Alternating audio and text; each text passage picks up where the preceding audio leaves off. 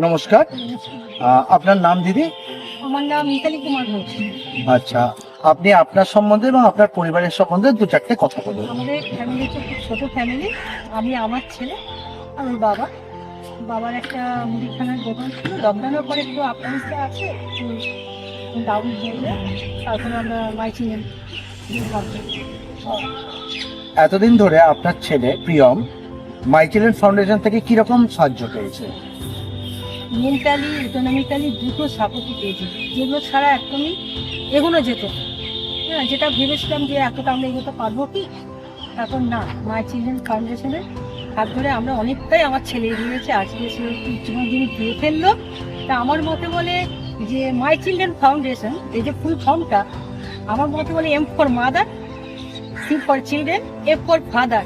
মা বাবা যেন মাঝখানে ছেলেকে আগলে রাখে, ঠিক মাই চিলড্রেন ফাউন্ডেশন এইভাবেই সবাইকে আগলে রাখে। এবার ভবিষ্যতে আপনি আপনার ছেলের জন্য মাই চিলড্রেন ফাউন্ডেশন থেকে কি এক্সপেক্ট করছেন একটু যদি বলেন। যেভাবে চলছে সেভাবেই যাতে চলুক, আরো যাতে শ্রীবৃদ্ধি হয়, এটা তো চাইবো। আর আমার ছেলেকে যেরকম আপনারা ভালোবাসছেন, এরকম ভালোবেসে যান। ভবিষ্যতে যাতে আমার ছেলেও এরকম আপনাদের হাত দুটোকে ধরে শক্ত করতে পারে, নিজের পায়ে দাঁড়িয়ে, সেটা আমি সবসময় আশা করি। ধন্যবাদ। ধন্যবাদ।